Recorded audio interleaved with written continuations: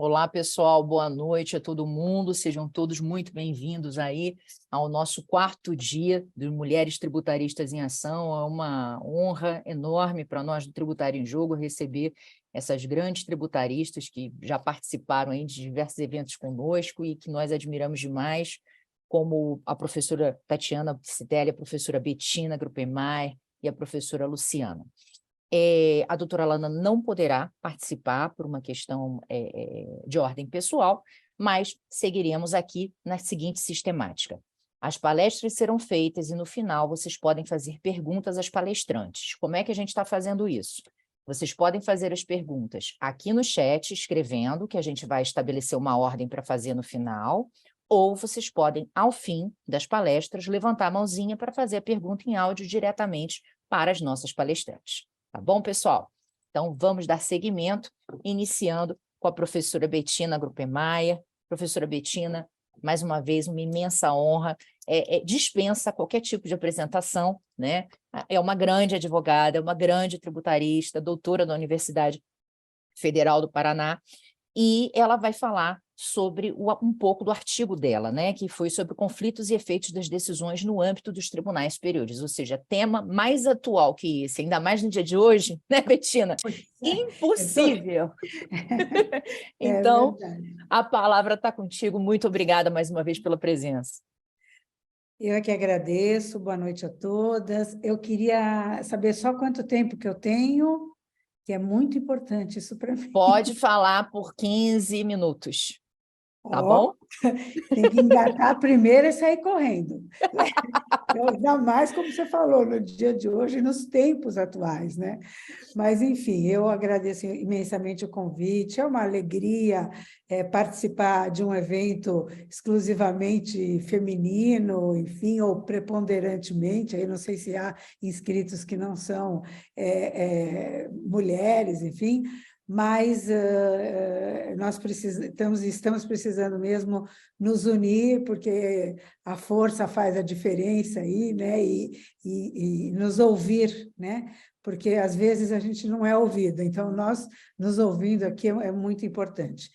Fico muito feliz de compor essa mesa com colegas queridíssimas, de elevadíssimo nível de erudição, enfim, é uma responsabilidade muito grande.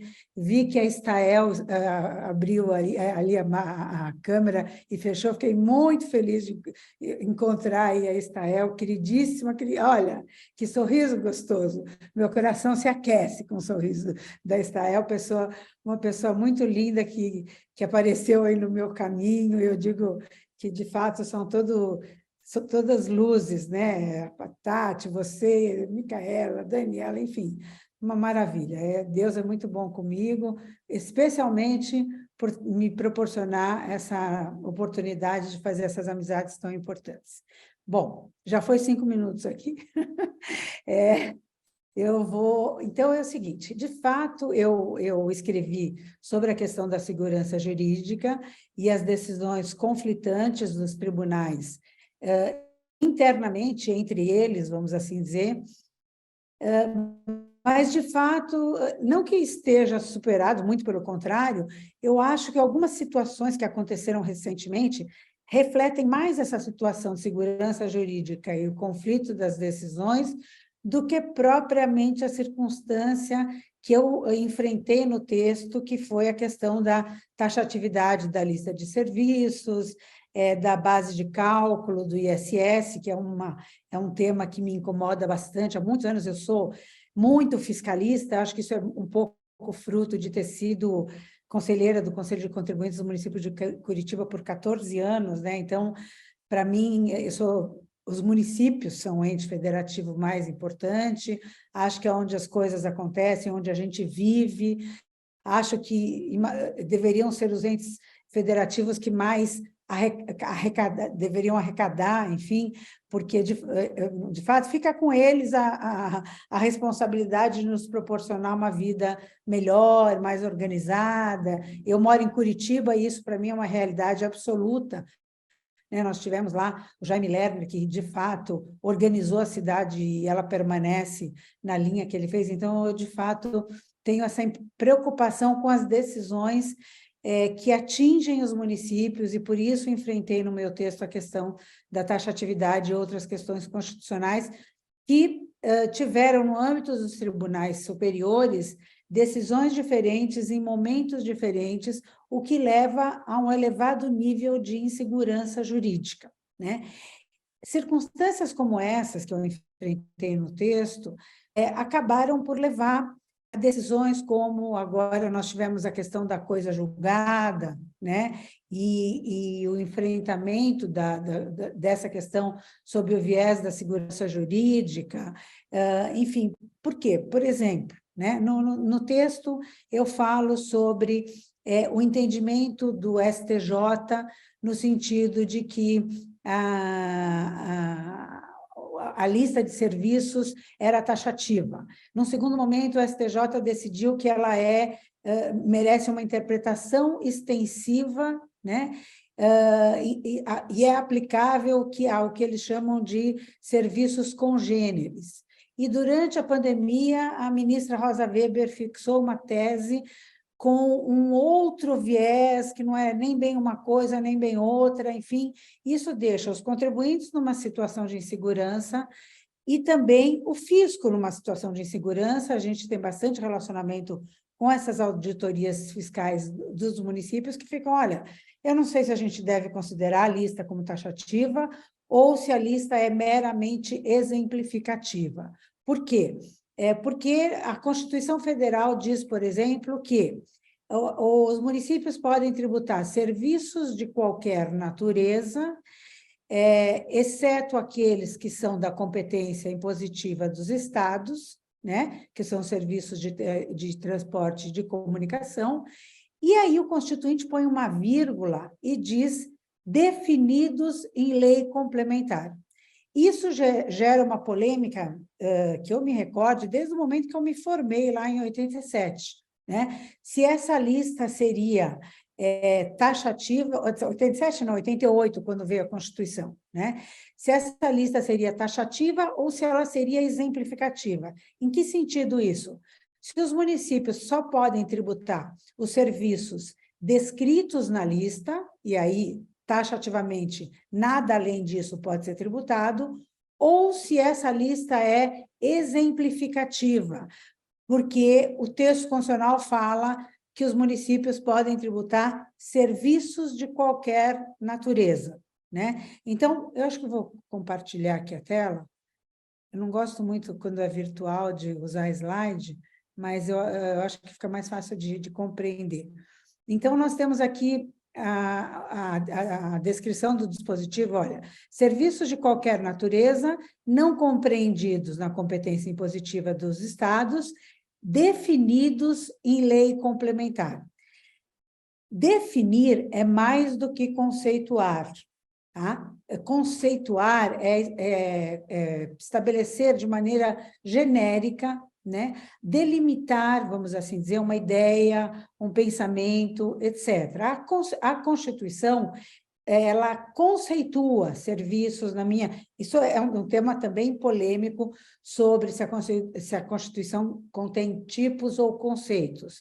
Eu acho que a Constituição tem conceitos. Então, eu acho que a Constituição conceitua serviços, mercadorias, etc. E a lei e a doutrina definem o conceito constitucional. Acho que não é papel do legislador definir, mas isso acontece no Brasil, tá? Então, definir é estabelecer com precisão os elementos de um conceito. A minha opinião sempre foi muito divergente da doutrina de maneira geral, né? Inclusive dos julgadores. Eu sempre fui lá, sempre houve um quórum assim, 7-1, 7-1. Então, todo mundo achava que a lista era exemplificativa e eu achava que a lista era taxativa, lá nos julgadores do Conselho de Contribuintes. Por que eu acho que é taxativa? Porque eu acho que o termo definir é muito forte. Se o Constituinte quisesse que a lista fosse taxativa, ele teria dito serviços de qualquer natureza não compreendidos na competência impositiva dos estados. Ponto. Mas ele pôs uma vírgula e disse definidos em lei complementar. E, para mim, definir é muito forte. E na Constituição não há palavras inúteis também, na minha opinião. Então, eu de fato acho que a lista é taxativa. E, como eu disse, quando eu figurava como julgadora, eu ficava dizendo que era taxativa e eles exemplificativa. Tá? Daí o que acontece? Quem discute esse tema? Os bancos.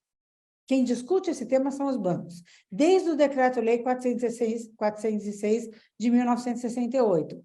Por que são os bancos que discutem isso?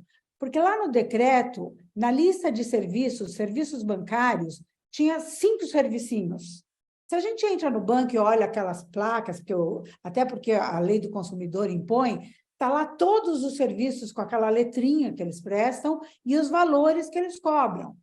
Então, o que acontece? Se eu considerar taxativa a lista de serviços, lá já no Decreto-Lei 406, eu vou tributar 5 servicinhos do banco. O resto é tudo não incidência, né? Aí, o que acontece? O que acontecia? Como eles questionavam, a decisão era, e nos tribunais a mesma coisa, a lista é exemplificativa.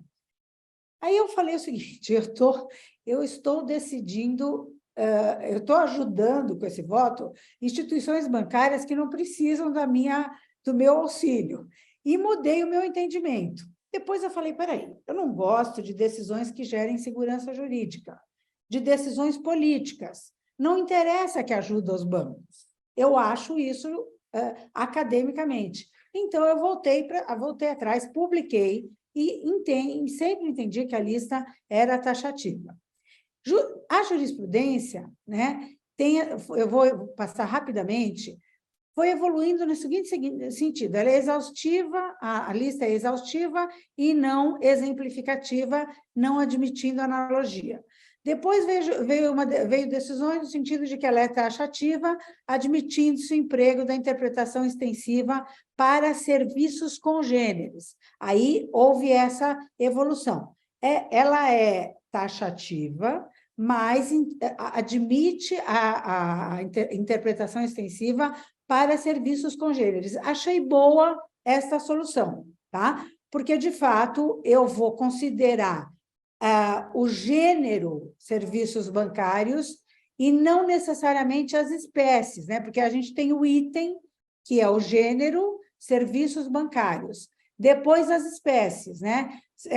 Emissão de compensação, emissão de talão de cheque, emissão de cartão. Então, essas são as espécies. O que os tribunais falaram? Ela é taxativa para os gêneros, se tiver lá, serviços tecnológicos, serviços de beleza, serviços bancários. Para isso, ela é taxativa. O gênero tem que estar lá. As espécies não precisam estar, né? Então, eu achei uma solução boa, veio a súmula 424, que diz que é legítima a incidência do ISS sobre os serviços bancários, congêneres da lista anexa ao Decreto-Lei 406, né? E aí, o que aconteceu? Nós ficamos com várias decisões que comprometeram, como eu falei para vocês, a segurança jurídica, né? E aí, aqui eu trouxe uma frase do professor Geraldo Ataliba, que eu acho que reflete mais o que eu penso de segurança jurídica do que o que tem sido dito hoje em dia sobre a segurança jurídica estar vinculada a uma questão temporal, vamos assim dizer, do princípio da anterioridade, da irretroatividade, ela está também, mas não é só isso. Como diz o professor Geraldo, o direito é, por excelência, acima de tudo, um instrumento de segurança. Ele é que assegura a governantes e governados os recíprocos direitos e deveres, tornando viável a vida social. Quanto mais segura uma sociedade, tanto mais civilizada. Seguras estão as pessoas que têm certeza de que o direito é objetivamente um, e que os comportamentos do Estado ou dos demais cidadãos deles não discreparão. A segurança jurídica impede que o Estado faça o que deseja, quando quiser e de qualquer modo. Eu acho que essa última frase diz muito, né? Principalmente em relação a essa decisão recente da coisa julgada, abrindo um parênteses aqui em relação ao tema que nós estamos falando. Porque, de fato, eu até nem acho que é tão equivocado, né, se proteger, vamos assim dizer, a concorrência, numa situação em que eu tenho no controle difuso uma decisão favorável à inconstitucionalidade de uma cobrança e uma decisão contrária à inconstitucionalidade da cobrança, ou seja, onde eu tenho uma empresa pagando tributo e a outra não pagando o mesmo tributo. Então, nesse sentido, eu acho que a decisão foi muito positiva. O que não dá é para considerar um efeito retroativo, de quem já não pagou ter que pagar agora, e ainda está surgindo uma dúvida aí se é com multa e juros, enfim.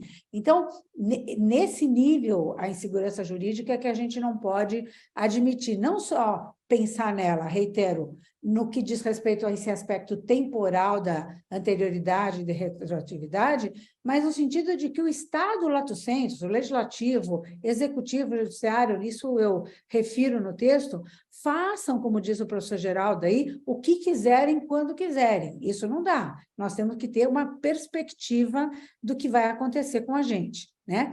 Enfim, durante a pandemia, como eu falei, esse tema foi enfrentado, então, sob o viés da sua constitucionalidade pelo Supremo Tribunal Federal. E a ministra Rosa Weber fixou a seguinte tese: é taxativa a lista de serviços sujeitos ao ISS, a que se refere o artigo 156, inciso 3 da Constituição Federal, admitindo-se, contudo, a incidência do tributo sobre as atividades inerentes. Vejam que ela não fala mais em serviços congêneres, ela fala em atividades inerentes e interpretação extensiva, ou seja, permite aquela interpretação extensiva, mais atividades inerentes. Aí surgiu uma dúvida: o que é atividade inerente? Ela tenta explicar que é uma variação do aspecto material da hipótese de incidência, o que se assemelha, né, a um serviço congênere, aos serviços congêneres. Mas ela não repete o termo serviços congêneres. O Alexandre de Moraes, esse cada vez tem uma opinião diferente, né? Ontem eu estava falando sobre DIFAL, hoje sobre a DC 49, aí quando pedem para falar o que ele falou, eu falo: olha, por favor, outro ministro, porque esse tem cada visão distorcida da coisa que é realmente muito complicado. No tema, por exemplo, da tributação da energia elétrica e das comunicações, ele tem fez uma confusão com seletividade, capacidade contributiva, extrafiscalidade, que, sinto muito, não era esperado num voto de um ministro, mas, enfim. Ele fala o seguinte: nada impede a interpretação extensiva com o escopo de determinar o alcance de cada item da lista anexa de serviços, dada a impossibilidade do legislador discriminar nominalmente todos os serviços. Até aí, essa está melhor do que a energia elétrica, né? Mais ou menos. O Gilmar, vamos assim dizer, num português bem coloquial, como eu sou uma pessoa altamente informal, sempre digo que abracei a profissão errada, mas já estou aqui há 35 anos, então vamos de informalidade mesmo. O que ele diz? Com todas as vênias aos pensamentos em contrário, se a jurisprudência entende que a lista é taxativa, somente admite-se interpretação extensiva nas hipóteses em que a própria descrição permita tal abertura, utilizando as expressões congêneres, qualquer, quaisquer. Então, o que ele está dizendo? Se o gênero, tá? O item, serviços, no item tiver, por exemplo, serviços bancários e congêneres, ou qualquer serviço bancário. Se isso estiver no item e não nos subitens, ele acha que é possível haver interpretação extensiva. Então, a ideia do Gilmar é aquela do STJ, interpretação extensiva aos serviços congêneres, ou se houver essa expressão, essas palavras, esses termos, qualquer ou quaisquer. Caso contrário, nós estaremos, segundo ele, diante de uma gritante insegurança jurídica, né? Então, o ministro Marco Aurélio não concordou com a ministra Rosa Weber, né?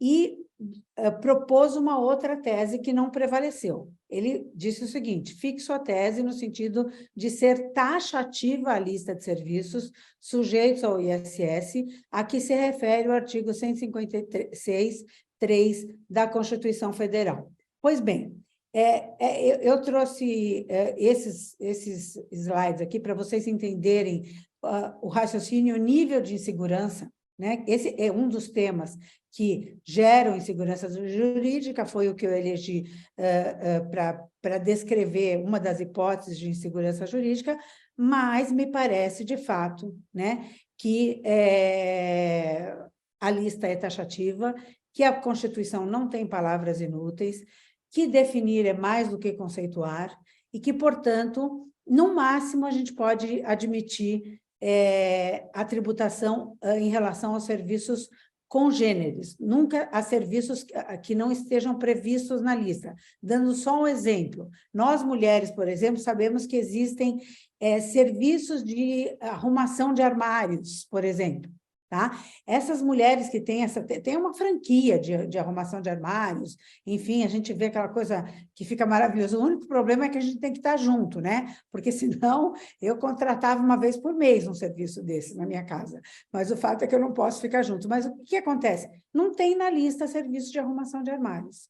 E elas prestam serviço. Esse é um tema que se equipara, por exemplo, aos serviços tecnológicos, que agora já estão previstos, mas não todos, né? Então, se não tiver na lista, não pode tributar. São manifestações de capacidade contributiva. Eu acho realmente problemático o termo da Constituição definidos em lei complementar, mas está na Constituição, né? E no texto inicial, então, no texto original. A gente não pode falar em normas constitucionais e inconstitucionais na dicção de Otto Barhoff, por exemplo, porque esse é um dispositivo que está no texto original da Constituição Federal. Bom, essas são as minhas rápidas e breves considerações. Eu devo ter passado muitíssimo do meu tempo, mas eu até não coloquei aqui um slide usual que eu coloco, que é as minhas referências aí nas redes sociais, meu e-mail, enfim, mas eu estou à disposição.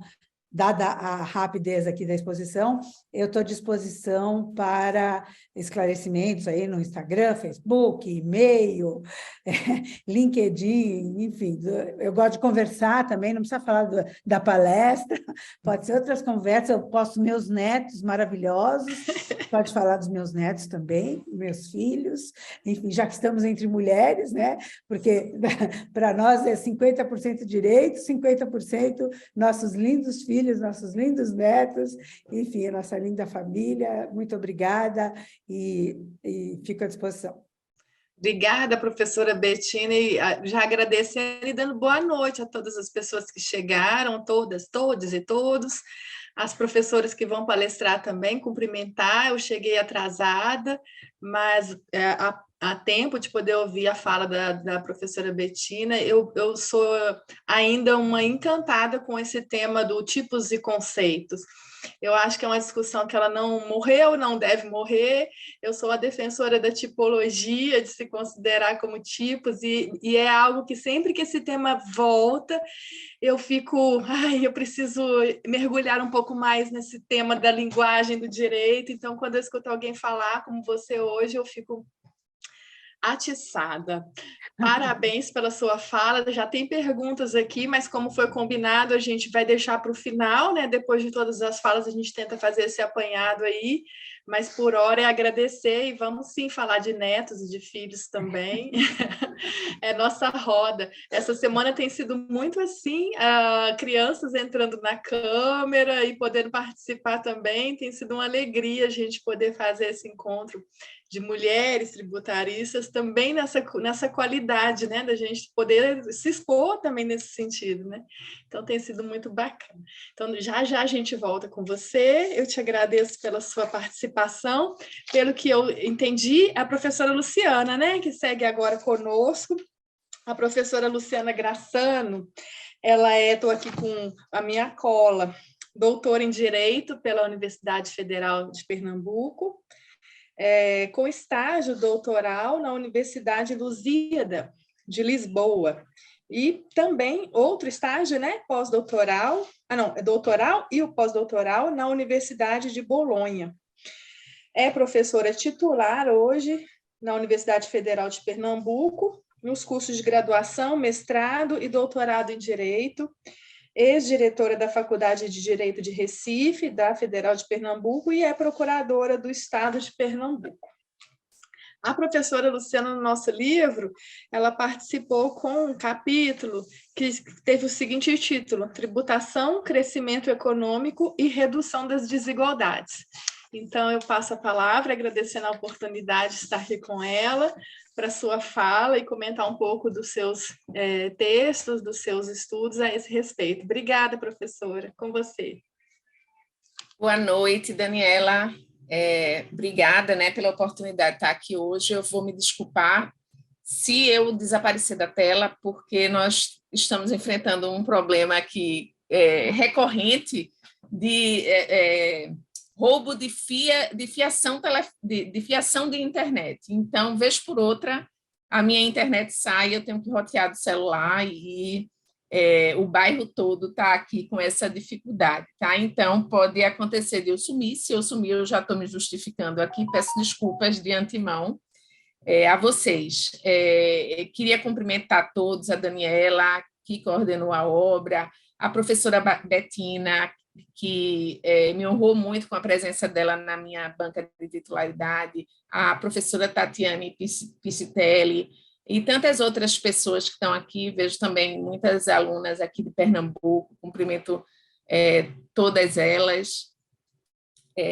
Veja, na verdade, o meu tema já foi exposto aí, apresentado pela Daniela Olímpio, foge bastante, né, da abordagem que foi inicial da programação de hoje, da professora Betina, e é um tema muito recorrente nas minhas pesquisas, nos meus estudos, nas minhas preocupações relacionadas ao direito tributário, que é exatamente a perspectiva da função distributiva, né, da tributação, né? Por isso que eu abordei o tema da tributação e o seu enlace com crescimento econômico e com redução de desigualdade. Então, apresentando bem rapidamente o meu texto, né, o meu artigo, eu parti de 3 problematizações, de 3 questionamentos que eu me faço sempre, né, e que eu fiquei com vontade de partilhar, né, com vocês que estão compondo também essa obra, cujo tema é Estado e Sociedade, e são os seguintes questionamentos, né? Em que medida o nosso sistema tributário impacta na manutenção e no agravamento das desigualdades? Em que medida esse quadro de desigualdade extrema impacta no crescimento econômico? E qual a importância da reforma tributária para o atingimento de um desenvolvimento sustentável, né? Então, eu parti dessas 3 problematizações para poder fazer a construção do meu artigo, que se divide num tópico que trata de regressividade da tributação no Brasil, um segundo tópico que trata do enlace entre crescimento econômico e diminuição de desigualdades, e uma conclusão, né, em que eu abordo o tema da reforma tributária como uma escolha óbvia para reduzir a desigualdade no Brasil. Tá? Eu realmente acho muito importante a gente trazer esse viés, que é um viés, na verdade, social, mas também econômico, para a tributação, e isso, na verdade, permeia todos os meus, grande parte, né, da minha atuação como docente, como pesquisadora, ao lado da minha atuação profissional como procuradora do Estado, que a gente aborda, na verdade, outras temáticas, como temáticas mais dogmáticas e mais de uma análise jurisprudencial. Mas, assim, na academia eu realmente tenho me debruçado mais sobre essas questões, né? E para tratar desses problemas que eu apresentei agora para vocês, eu parti de uma premissa onde eu digo que, a despeito de estar constitucionalizado em nosso ordenamento que os impostos, né, devem ser graduados segundo a capacidade econômica do contribuinte, e que constitui objetivo fundamental da República Federativa do Brasil a erradicação da pobreza e da marginalização e a redução das desigualdades, o nosso sistema tributário não é utilizado como um instrumento para se atingir uma melhor distribuição de renda e redução da pobreza, né? Então, eu parto dessa premissa porque manifesta a regressividade do nosso sistema tributário. E esse quadro de desigualdade é, na verdade, referenciado várias vezes no artigo, e eu vou só ler um trecho, né, de um relatório de 2022 da Oxfam, ou seja, que foi já no final da pandemia, mas que conclui que a pandemia da desigualdade no Brasil ela antecedeu a pandemia da Covid, o que é também de conhecimento de todos, mas é importante, a meu ver, que a gente repise sempre esse tema. Segundo o IBGE, nesse relatório aí da Oxfam, em 2018, o Brasil era o 8º país mais desigual do planeta e a desigualdade de renda havia atingido o maior patamar desde 2012, pois a renda dos 10% mais ricos era 13 vezes superior à média dos 40% mais pobres. Né? Negros e mulheres, base da pirâmide social brasileira, continuam sendo os mais afetados nesse contexto. Então, é um quadro de gravíssima desigualdade, em que o fosso entre os mais ricos e os mais pobres é enorme e nos coloca numa condição, na verdade, de um dos países mais desiguais do planeta. Né? Então, com uma extrema concentração de riqueza no topo e uma extrema concentração de pobreza na base, com a informação recente de que nós retornamos, e que eu vejo claramente aqui nas ruas da minha cidade, capital do estado de Pernambuco, uma cidade extremamente populosa, né, a uma situação de fome, de extrema pobreza. Né?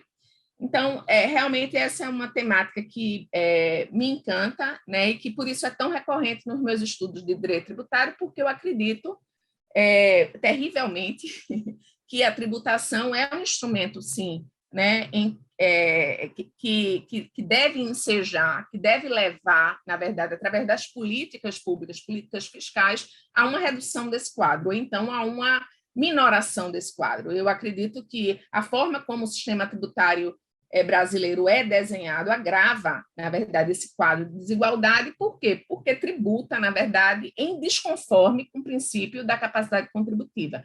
A gente sabe que tributa excessivamente o consumo, tributa mal a renda, muito mais a do trabalho do que a do capital, e essa situação, indiscutivelmente, agrava. Isso já é, na verdade, uma situação bem conhecida, tá? Então, veja, e aí, a certa altura do texto, eu trato de uma temática que ficou muito próxima a minha, na ocasião que eu fiz o estágio pós-doutoral, que a Daniela Olímpio falou lá em Bolonha, na Itália. Eu estava lá em 2012, 13, 14, exatamente no período em que a Europa, e em especial os países da Europa meridional, estavam sofrendo todo aquele influxo ainda da crise de 2008, e estava lá com a presença do FMI, da Troika, né, fazendo uma série de exigências, tanto de políticas de austeridade quanto de reformas de sistema tributário, em especial para aumentar a tributação sobre o consumo. Né? Foi um período trágico, eu presenciei esse período quando eu estava lá na Itália, e a certa altura eu faço uma referência aqui, quando eu trago a informação de que a preocupação que existia lá, que a gente percebe aqui também, né, com a eficiência da economia, que eu não estou dizendo que não é uma preocupação para não existir, tá? Mas ela não pode ser o único prisma de uma preocupação relacionada tanto ao crescimento econômico quanto social sustentável. Ela se dissocia de uma maior consideração sobre a equidade do sistema tributário. E a tendência, né, quando você verifica, na verdade, projetos de reforma com enfoque exclusivo na eficiência, né, é considerar os tributos indiretos ou incidentes sobre o consumo como growth friendly, ou amigos do crescimento, né? Foi exatamente o que aconteceu na época de todas as reformas lá na Europa, e que foram produzidos vários relatórios em 2013, 2014, até que em 2015 se fez o próprio FMI, que fazia parte da Troika, e aí eu faço uma referência no final que eu vou trazer para vocês, fez uma autocrítica em relação àquelas políticas que foram efetivadas lá e o quanto elas foram nocivas, na verdade, inclusive para o próprio crescimento econômico, né? E essa tônica, né, de tributar a produção e o consumo sempre foi a tônica da nossa política fiscal, né?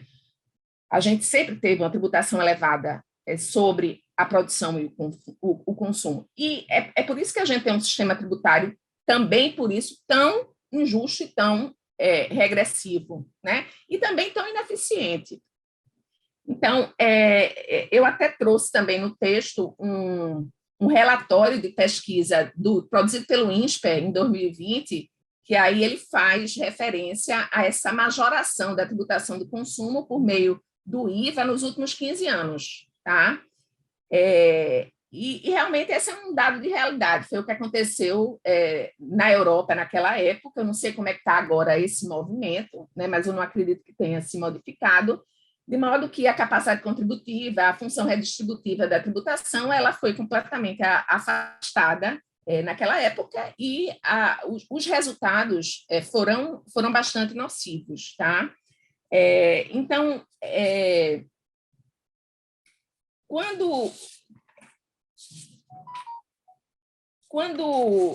voltando, e aí eu volto para a temática, né? Voltando um pouco para a temática do enlace, da relação entre a desigualdade e a desigualdade, o crescimento, a tributação, o crescimento econômico e a redução das desigualdades.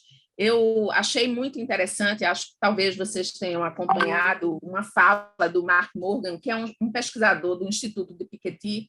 Ele é economista e ele é que faz todos os estudos do Instituto relacionando a desigualdade, né, a temática tributária aqui no Brasil, né, a desigualdade relacionada aí com a tributação da renda.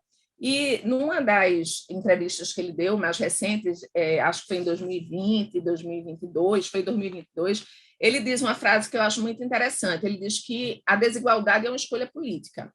E eu acho que a gente tem que repetir isso sempre, né? A desigualdade é uma escolha política e, na verdade, não se combate com caridade, se combate com política pública, entre elas a política fiscal, entre elas o desenho do sistema tributário nacional.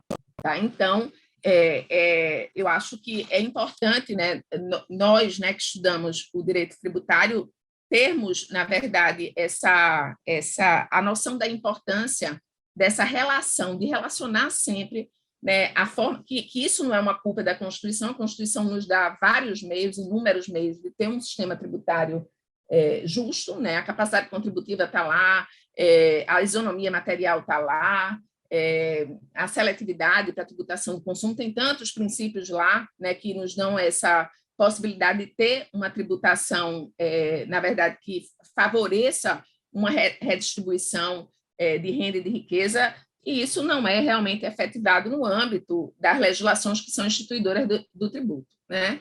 Uma outra citação sobre desigualdade que eu faço no texto, né, e que eu gostaria, na verdade, de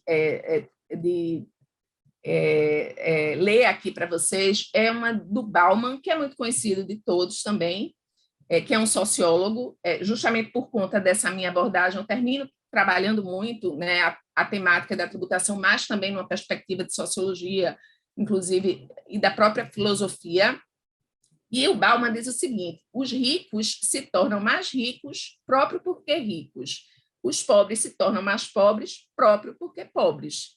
Nos dias de hoje, a desigualdade se aprofunda pela sua lógica interna e em virtude do seu próprio ímpeto.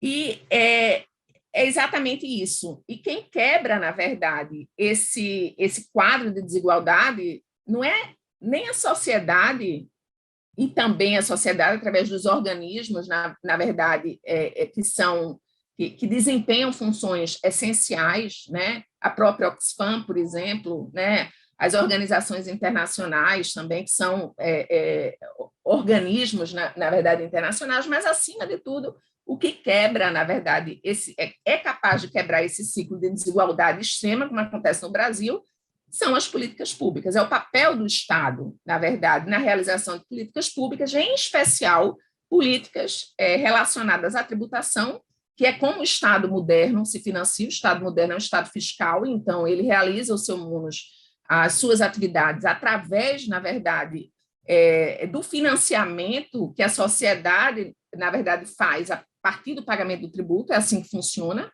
né? E como ele faz a despesa pública, como ele gasta, na verdade, esse recurso. Eu não consigo encontrar outro meio, né, de você avaliar, na verdade, se o Estado é mais ou menos justo com o seu cidadão, a não ser através desses dois mecanismos. Olha, como é que esse Estado arrecada o seu recurso, olha, como é que esse Estado gasta. Isso é a partir dessa análise aí que a gente vai ser capaz de identificar se esse Estado, na verdade, ele é financiado de forma a distribuir essa carga de modo equitativo e se ele gasta de maneira a realizar os valores e os fins constitucionais, que são esses que eu disse no começo, em especial os objetivos da República Federativa do Brasil. Né? É evidente que se eu perguntar aqui a qualquer pessoa, ninguém vai me dizer que o Brasil é justo nem como ele arrecada, nem como ele gasta os seus recursos. Então, na verdade, essa temática eu trago, e eu faço várias citações de autores, economistas, em especial liberais, aqui no meu artigo, porque o que se faz aqui no Brasil é contrário o que eu estou falando aqui não é nada progressista. O que eu estou falando aqui, inclusive, é o pensamento liberal a partir de 2015, formulado pelo próprio Fundo Monetário Internacional. Tá? Com base em quê? Com base em experiências catastróficas, resultado de uma política de extrema austeridade fiscal, né?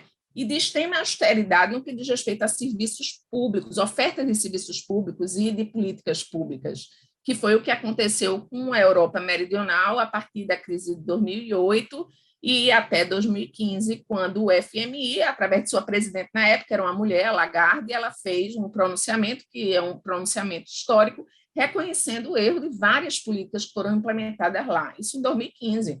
Nós implementamos aqui, por exemplo, o teto de gastos em 2016. Né? Então, assim, toda essa experiência, veja que quando a gente fala que a Europa aumenta a tributação sobre o consumo, isso não tem nenhuma equivalência com relação ao que a gente vive aqui. A gente tem uma tributação sobre o consumo que representa mais da metade da carga tributária. Né? Quando a gente vai olhar aquelas tabelas que tem lá no site da Receita Federal que fazem a comparação do Brasil com outros países da OCDE, o Brasil está lá, eu acho que é o primeiro ou é o segundo lugar na tributação do consumo. Né? Então, assim, é realmente muito impressionante, né, que a gente, na verdade, e veja que lá na Europa, quando eles passaram por todas essas políticas fiscais agressivas, austeras, eram organismos internacionais que impunham isso como contrapartida a empréstimos. No caso do Brasil, somos nós, é a nossa soberania que impõe a nós mesmos políticas que são extremamente nocivas, políticas de austeridade extremamente nocivas. Não é um organismo internacional, não é uma troika, um FMI que está impondo, na verdade, políticas ao povo brasileiro que são nocivas, na verdade, ao interesse desse povo. Não, é a nossa soberania através do nosso parlamento, através dos nossos poderes instituídos. Né? Então, eu queria concluir a minha fala, que eu também já me estendi demais, só com uma parte desse discurso da Lagarde, que eu sempre gosto de repetir, vez por outra. Na verdade, eu coloco nos meus artigos, eu falo também em algumas circunstâncias, se vocês me derem licença, é rapidinho, é bem breve, e foi um discurso que ela fez nas grandes conferências católicas em Bruxelas, em 17 de junho de 2015. Na época, Christine Lagarde ela era diretora-geral do Fundo Monetário Internacional, e 2015 era um momento em que todas aquelas políticas elas já tinham sido testadas, na verdade, na Europa Meridional, em países como Espanha, como Portugal, como Grécia. Né? E ela disse o seguinte: o tema da desigualdade excessiva e crescente não apenas voltou às manchetes, mas também passou a ser um problema para o crescimento e o desenvolvimento econômicos. Gostaria de abordar este assunto de uma perspectiva econômica esta noite. Eu não vou me concentrar nos iates maravilhosos dos super ricos, que são um retrato da nova idade do ouro. Não é imoral desfrutar do sucesso financeiro. Porém, eu gostaria de acrescentar a essa discussão o que chamo de pequenos barcos, que representam o sustento e as aspirações econômicas dos pobres e da classe média. Em demasiados países, o crescimento econômico não conseguiu elevar esses pequenos barcos, ao passo que os iates maravilhosos navegam pelas ondas e desfrutam de bons ventos em suas velas. Em muitíssimos casos, as famílias pobres e da classe média chegaram à conclusão de que o trabalho árduo e a determinação por si sós talvez não sejam suficientes para mantê-los à tona. Minha principal mensagem na noite de hoje é esta: reduzir a desigualdade excessiva ao erguer os pequenos barcos não é apenas correto do ponto de vista moral e político, mas é um bom princípio econômico. Não é preciso ser altruísta, políticas que elevem a renda dos pobres e da classe média. Todos se beneficiarão com essas políticas, porque elas são essenciais para gerar crescimento mais alto, mais inclusivo e mais sustentado. Em outras palavras, para ter crescimento mais duradouro, será necessário gerar crescimento mais equitativo. Então, eu faço algumas conclusões no meu artigo, mas eu acho que com essas palavras aí eu posso concluir, acho que transmiti a mensagem que eu gostaria de transmitir, né? E agradeço mais uma vez a participação, e se porventura eu tiver, né, a honra de ter a leitura aí do meu artigo por vocês, será também motivo de muita alegria para mim. Então, muito obrigada, Daniela, pela oportunidade, tanto de escrever um livro com um projeto tão bonito, né?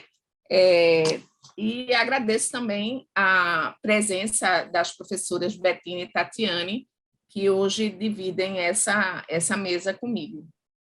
Eu que agradeço, professora, muito bom. Tem os comentários aí no chat, as pessoas agradecendo e parabenizando também. Eu fico muito feliz e honrada de poder estar aqui acompanhando essas falas. Tenho a ousadia de dizer que eu me identifico muito com você em relação à temática de pesquisa que eu acompanho você escrever. Então, eu tenho muito prazer na leitura dos seus textos, espero que todos possam ter também. Fico muito feliz com a sua participação aqui hoje, e eu já queria fazer milhões de perguntas, mas hoje eu vou me conter. Talvez não, talvez depois eu faça umas perguntas aí, porque a vontade de bater o papo é muito grande aqui, mas por hora eu me contenho, e vamos ver se o pessoal vai colocar algumas perguntas aí, senão no final eu vou fazer. Mas muito obrigada pela doação do seu tempo aqui, né? Assim como a professora Betina e a professora Tatiane também. Vamos seguir, então. Agora, nossa terceira palestrante é a professora Tatiane Psitelli, conhecida de todos nós, apesar de muito jovem, nossa madrinha, né? De certa forma, todas nós nos reconhecemos na professora Tatiane Psitelli como uma grande coordenadora de todas nós, não só coordenadora de um grupo de pesquisa, mas de todas nós. Então, também é muita alegria recebê-la aqui hoje, poder também, assim como, né, eu falo que hoje a internet vai pesar não só por conta das conexões que estão aí caindo e tudo mais, mas pelo currículo dessas três mulheres que estão aqui conosco hoje, a brilhantar essa noite e a brilhantar esse livro. Esse livro eu tenho muito orgulho dele, muito mesmo, eu tenho falado muito disso, principalmente porque as pessoas, as mulheres maravilhosas, aceitaram participar desse livro de uma forma tão gentil, tão espontânea, né, sem nenhuma pressão, mas compuseram aí um trabalho de primeira qualidade. Então, os textos estão belíssimos.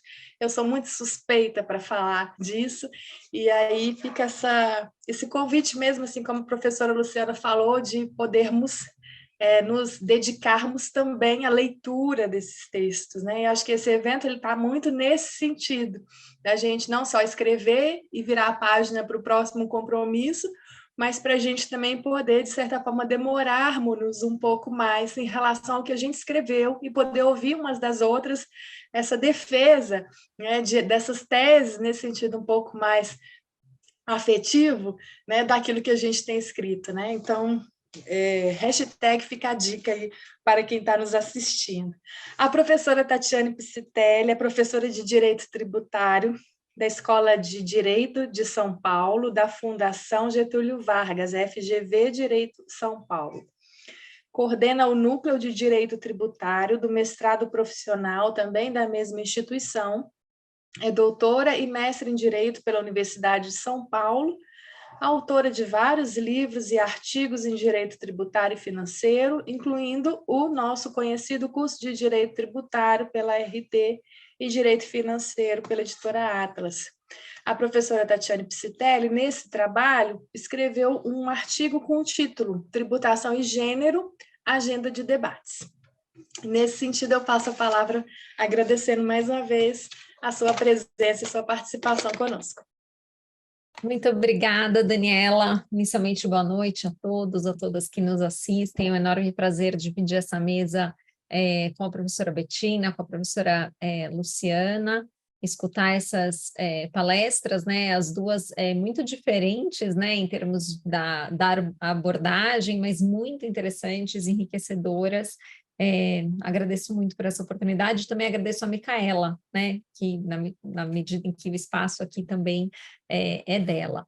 Eu vou falar sobre o meu artigo, naturalmente, mas eu queria também falar um pouquinho sobre o livro, que já é conhecido de todos e todas, mas é verdadeiramente um marco, né? Queria deixar aqui meus parabéns para a Daniela e para a Priscila, para as organizadoras, pela iniciativa de reunir essas mulheres tributaristas numa obra tão densa, bem refletida, e exatamente assim como a Daniela falou, né, sem pressão, então um movimento verdadeiramente genuíno, que marca, que é histórico, né, é simbólico, porque acho que é o primeiro livro de mulheres tributaristas, né? Então, um livro composto só por mulheres e mulheres com muito impacto, o que só mostra que, de fato, né, essa reunião ela pode ter pode reverberar muito positivamente, né? Que seja o primeiro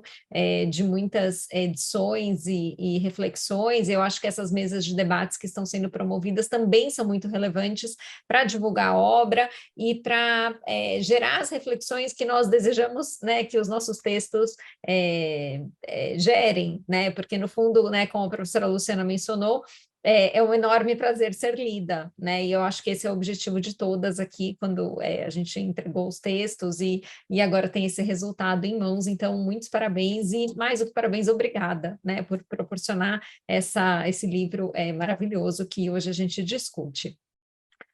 O meu artigo, né, Daniela, como você mencionou, ele trata de um tema a respeito do qual eu ainda não havia escrito longamente, mas um tema que me interessa muito em termos no contexto das minhas linhas de pesquisa, né?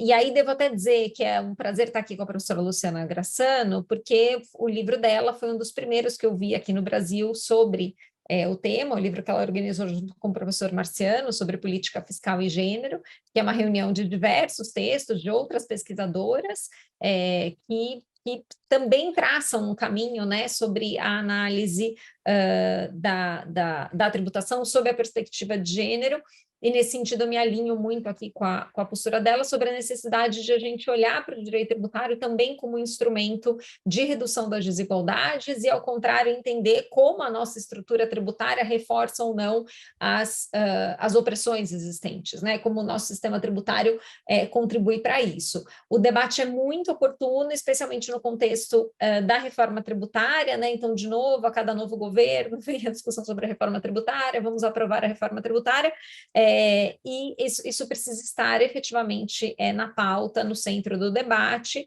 sob pena de a discussão ela ficar eu não diria esvaziada, mas ela ficar deslocada à luz dos objetivos da República Federativa do Brasil, objetivos esses trazidos no texto da Constituição de 88.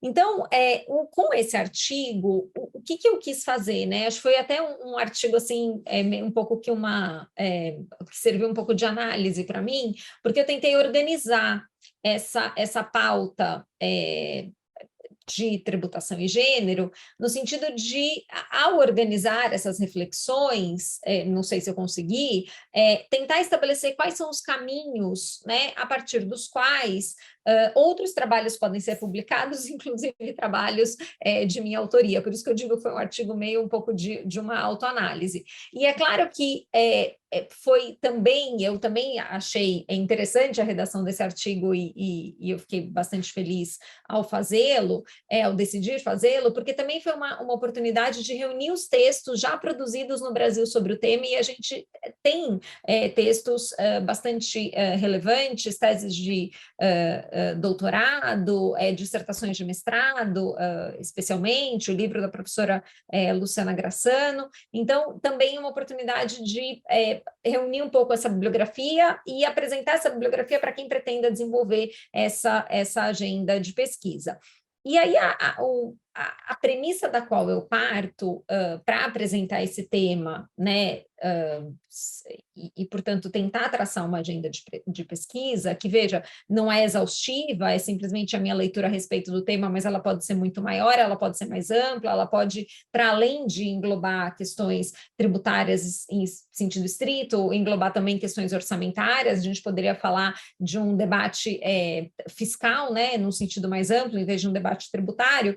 Mas a minha premissa para fazer essa discussão é estabelecer que o debate que envolve tributação e gênero é um debate estrutural, né? E, portanto, um debate que envolve uma análise sobre a qualidade do sistema tributário e as escolhas que nós temos feito na distribuição da carga tributária. Como a professora Luciana Grassano mencionou, praticamente metade da nossa arrecadação tributária advém da tributação sobre o consumo, e essa escolha, que é uma escolha política, em parte justificada por questões econômicas, porque o Brasil é um país de renda média e, portanto, a escolha de concentrar a tributação no consumo, ela é justificada pela necessidade de arrecadação, mas a verdade é que essa escolha, ela resulta numa determinada característica do sistema tributário, que é a regressividade da perspectiva econômica, com impacto direto na população mais pobre, e a população mais pobre hoje são as mulheres, especificamente as mulheres negras.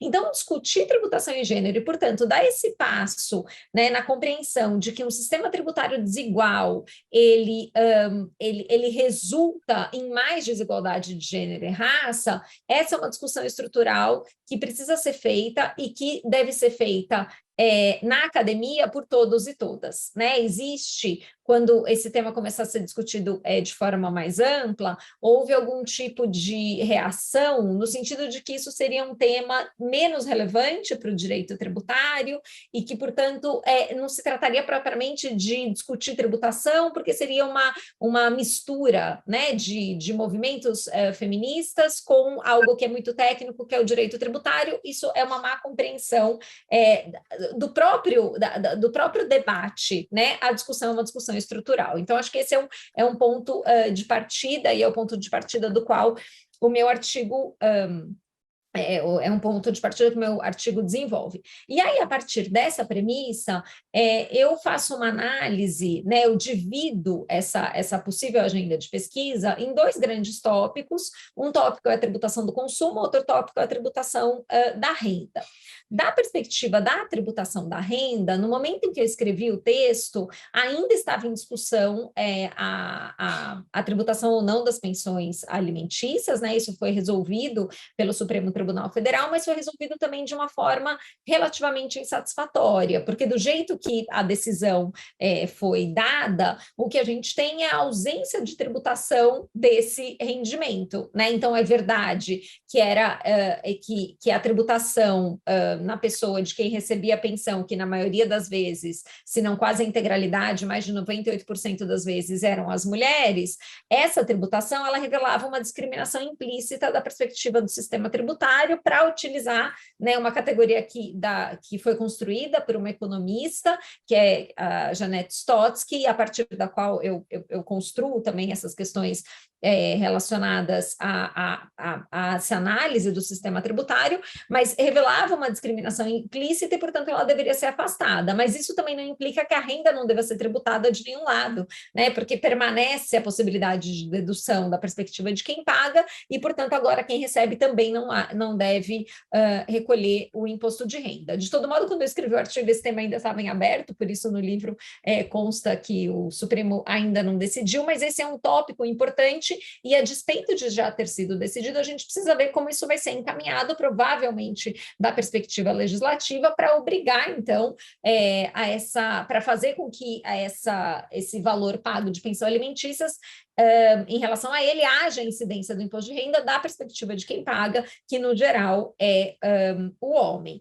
Agora, o tema da pensão alimentícia, ainda que seja um tema relevante, segue sendo relevante a despeito da decisão do Supremo, ele também tem um viés interessante, porque ele também beneficia, ou pelo menos se aplica mais diretamente, à população de mais alta renda. Porque as mulheres mais pobres, elas, no geral, não recebem pensão, né? As mães solo mais pobres, elas, ou se recebem essa pensão, elas sequer estão no limite de tributação do imposto de renda e, portanto, esse tema não as atinge. A despeito disso, é um tema, né, relevante que deve ser analisado. Mas o que pode ser visto da tributação da renda que é mais adequado, digamos assim, da perspectiva do combate das desigualdades? O meu olhar nesse aspecto estaria para uma análise dos benefícios tributários aplicáveis ao imposto de renda, especialmente ao imposto de renda das pessoas físicas. E aí eu trato especificamente da ausência de tributação dos dividendos. Quando a gente olha para os grandes números da Receita Federal, a gente percebe que os recebedores de dividendos são majoritariamente homens e possivelmente, não há esse dado nos grandes números da Receita, mas possivelmente são os homens brancos. Então, a manutenção desse benefício fiscal, que naturalmente custa para o Estado, né, na medida em que é uma renúncia de receita, é um gasto tributário, ele acaba resultando também numa discriminação implícita, porque eu tenho um favorecimento dessa população, que já é uma população privilegiada, e uma escolha, né, de fazer com que essas pessoas paguem menos tributo, e isso naturalmente que tem um impacto direto no financiamento das políticas públicas, à medida em que eu tenho menos tributo recolhido, e menos tributo recolhido por quem não deveria, né? Então, eu tenho uma concentração e uma escolha feita nesse sentido, no sentido de favorecer a população mais rica, especificamente os homens brancos. Então, quando a gente olha para o imposto de renda, eu acho que teria, né, e de novo não pretendo ser exaustiva, né, o que eu consigo ponderar teria a discussão sobre a pensão alimentícia e a discussão sobre os benefícios do imposto de renda. E quando a gente tiver agora, né, uma discussão sobre a reforma tributária focada no imposto de renda, esse deve ser um ponto importante de ser mencionado. Agora, recentemente, inclusive, saiu um relatório do Instituto de Justiça Fiscal, justamente fazendo análise dos grandes números da Receita Federal para verificar se a forma como a renda é tributada no Brasil intensifica ou não a desigualdade de gênero, e a conclusão do relatório é de que sim, né? Então, que os grandes números da Receita apontam para uma tributação mais pesada sobre as mulheres, considerando o sistema tributário tal qual ele está desenhado hoje, da perspectiva da renda.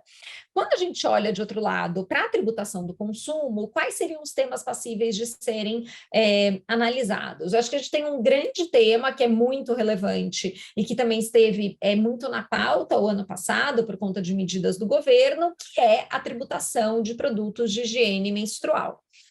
Os produtos de higiene menstrual, sem dúvida nenhuma, são produtos essenciais e ainda hoje, a despeito de algumas mudanças em alguns estados, mas ainda hoje, no geral, a gente tem uma carga tributária elevada sobre eles. Há, da minha perspectiva, uma evidente ofensa ao princípio da seletividade tributária. Se você não observa a imprescindibilidade desses bens, especialmente para as mulheres e para a população que menstrua. A manutenção de uma carga tributária elevada sobre esses bens, ela não cabe no nosso sistema constitucional tributário e ela precisa ser revista. Há uma grande discussão a respeito da redução da tributação sobre esses bens e aí, o efetivo repasse dessa redução no preço do produto, porque se alega que o que a gente teria em verdade seria o aumento do lucro dos fabricantes sem que essa redução tributária reverberasse no preço. Da minha perspectiva, a gente tem mecanismos institucionais para assegurar que haja um repasse. Eu poderia condicionar o benefício justamente ao repasse, ele poderia estar claramente previsto no documento fiscal, né, que suporta a venda daquele bem, e eu até ousaria dizer, né, para o arrepio dos criminalistas não punitivistas, que daria até para a gente esse não repasse poderia até ser encaixado num tipo penal previsto no artigo 2º da Lei 8137 de 90, que disciplina os crimes contra a ordem tributária, que justamente prevê que a apropriação de incentivo fiscal, que deveria ser repassado ao consumidor, e, portanto, né, não havendo esse repasse, isso resulta em crime contra a ordem tributária. Então, a gente teria mecanismos para estruturar um benefício tributário, uma redução tributária sobre esses bens que são essenciais, que estão ligados à dignidade da pessoa humana, que estão ligados com acesso à educação, com direito à saúde. A gente teria como estabelecer medidas, né, que assegurassem o repasse no preço e, portanto, tivessem uma tributação mais adequada. Isso, naturalmente, não impede e não se sobrepõe à distribuição gratuita desses bens. Então, é evidente que a gente deve ter a distribuição gratuita, né? Então, agora, recentemente, também foi implementado, finalmente implementado o programa para distribuição gratuita, a despeito de o veto para essa distribuição ter sido derrubado ainda no governo Bolsonaro, não tinha havido, né, uma implementação efetiva do programa, isso acontece agora, recentemente, no começo do governo Lula, mas o fato de haver a distribuição gratuita não deve refrear os debates sobre uma menor tributação sobre esses bens, dada a sua evidente essencialidade. Então, essa é uma discussão possível quando a gente olha para a tributação do consumo. Uma outra discussão possível, que também é bastante específica, ela é, digamos assim, incidental, né? Incidental porque ela envolve a precificação de produtos destinados ao público feminino e uma precificação mais elevada, né, do que aqueles produtos que seriam equivalentes e direcionados ao público masculino. Eu estou fazendo referência aqui ao que se chama de pink tax, que é um fenômeno econômico. A consequência tributária desse fenômeno, ela é indireta, e ela é indireta porque, na verdade, na medida em que eu tenho um produto direcionado para as mulheres que é mais caro, naturalmente que elas vão ser mais oneradas no consumo desse bem da perspectiva tributária, mas eu não tenho, da minha perspectiva, como resolver essa questão no direito tributário. Eu acho, do meu ponto de vista, essa seria uma questão de direito do consumidor e, eventualmente, de direito penal, porque, em alguns casos, a gente poderia ter até crime contra o consumidor, e o exemplo clássico aqui seria o exemplo dos medicamentos direcionados à cólica menstrual. Então, hoje há uma míriade de medicamentos que visam combater a cólica menstrual, que, na verdade, são os mesmos analgésicos com uma outra embalagem. Então, quando a gente pega o Advil comum e o Advil mulher, eles têm a mesma composição, que é ibuprofeno 400 mg, se não me falha a memória. A despeito disso, a consumidora adquire o Advil mulher acreditando que aquele produto vai ser melhor para sua cólica menstrual, e ele é mais caro, né? Então, eu tenho aqui uma questão de direito do consumidor, mais de direito do consumidor do que propriamente de direito tributário, mas ainda assim eu poderia ter um impacto tributário indireto e um levantamento sistemático dessa diferença, para a gente avaliar se há essa diferença, seria muito útil, né, para a gente alimentar esse debate.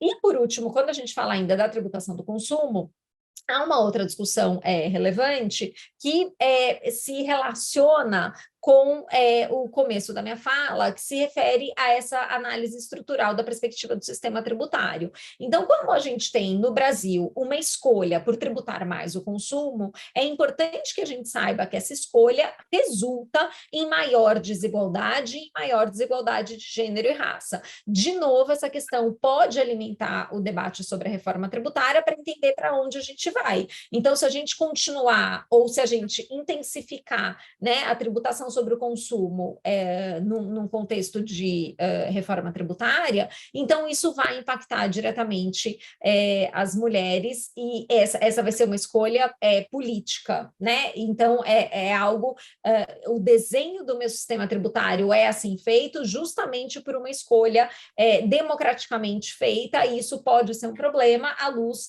naturalmente, dos nossos objetivos constitucionais. E para além dessa questão, uma última que foi abordada recentemente na dissertação de mestrado da Luísa Machado, que é justamente a tributação dos produtos relacionados à economia do cuidado.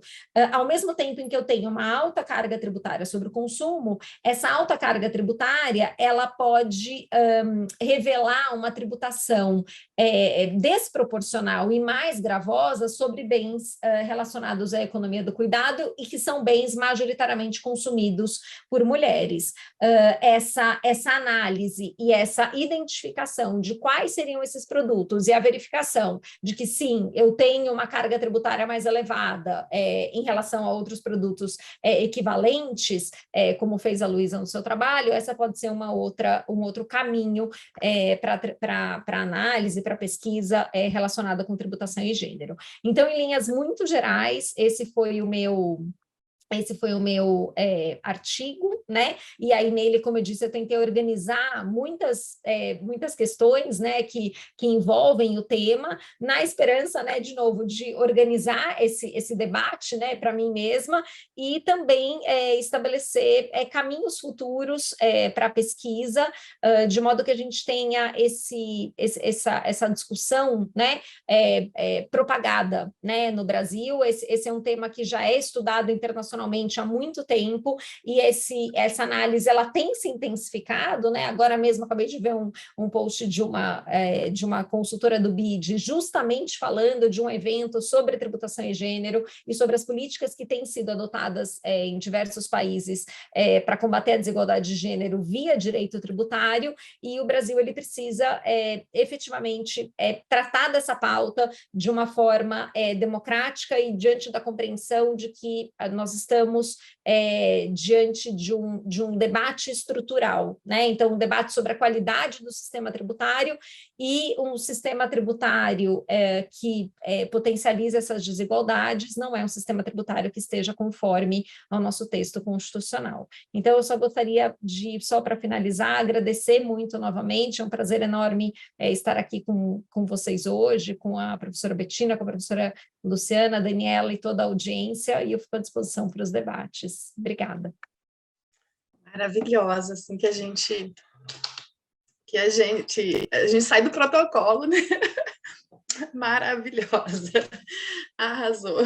Parabéns, professora Tatiane, pela sua fala, por partilhar conosco esses dias, né? A gente está no 4º encontro do seminário, hoje a gente está finalizando, então a gente desenvolveu alguns entendimentos nessa semana, né? E uma observação que eu torno a falar é que, como é bom a gente poder, talvez, sei lá, abandonar manuais de direito tributário, né, e partir para leituras como essa. É importante a dogmática, é claro, mas acho que o livro ele nos proporciona esse entendimento do direito tributário, né? E colocando no centro da discussão temáticas como tributação em raça e tributação em gênero. E eu estava pensando também nessa composição desse nosso seminário, dessa semana. Teve uma questão de agenda, né? Tentar organizar a agenda de tantas mulheres, somos 28 autoras e 16 participaram do seminário essa semana, pelo formato, para a gente também otimizar, e pelas agendas das palestrantes também, nem todas puderam estar conosco. E, num primeiro momento, talvez a ideia mais ótima seria de pensar, né, hoje o tema é tributação em gênero, o tema da jurisprudência, ser outro dia. Né, por óbvio, dentro dessa questão de agenda, isso seria mais difícil de organizar, mas eu também defendi desde o início essa coisa da gente poder, né, a professora Luciana falou aí, vou deslocar um pouco a discussão, porque a professora Betina vinha no tema, eu vou abordar outro, mas eu acho que, de alguma forma, a intenção era essa, a finalidade desse encontro, a gente poder fazer esse grande pupurri de congresso jurídico mesmo, mas da gente poder trazer a pauta do que a gente entende que é direito tributário também. Né? Ontem foi muito interessante a mesa com a Maria Angélica, estava eu, a Maria Angélica e a professora Maria Lúcia. A doutora Nelise também estava, mas a Maria Angélica e a professora Maria Lúcia começaram com essa fala, não me vejo como tributarista. E é uma fala que eu sempre carrego também, não me encaixo muito nesse lugar de tributarista. E aí nós três falávamos isso para depois, ao final, podermos concluir que, tipo, peraí, se não for a gente, quem é, né? Então, somos e estamos aqui a compor um direito tributário que reafirma ou que reconstrói o seu lugar. E aí eu estou dizendo isso tudo por conta desses questionamentos sobre tributação e gênero, né? O quanto que essa transversalidade ela acaba deslocando o direito tributário de um eixo, mas é para isso mesmo, para a gente poder questionar ou tornar a pôr em questão o centro do sistema tributário de alguma forma.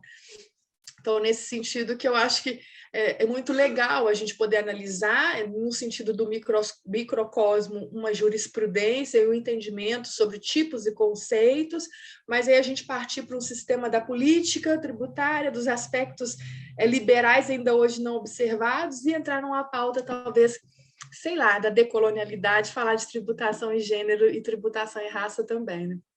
Então, é isso, estou muito feliz com a participação de vocês, agradeço novamente, mais uma vez. Temos perguntas, eu tinha as minhas também, mas eu vou abrir mão do meu lugar e vou trazer as perguntas que foram postas aqui. 2 perguntas foram feitas pela Letícia Soares, uma para a professora Betina, então eu vou colocar já da Betina, sobre a lista de... E aí acho que, de alguma forma, foi uma provocação, porque a doutora Betina falou do Alexandre de Moraes. Então, a Letícia vem e recoloca essa questão.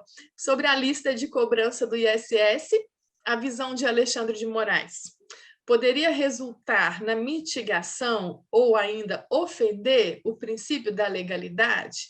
Então, é o que a senhora, doutora Betina, pensa sobre o posicionamento do ministro em relação ao princípio da legalidade, se caminha conforme, se existe uma outra falta de entendimento.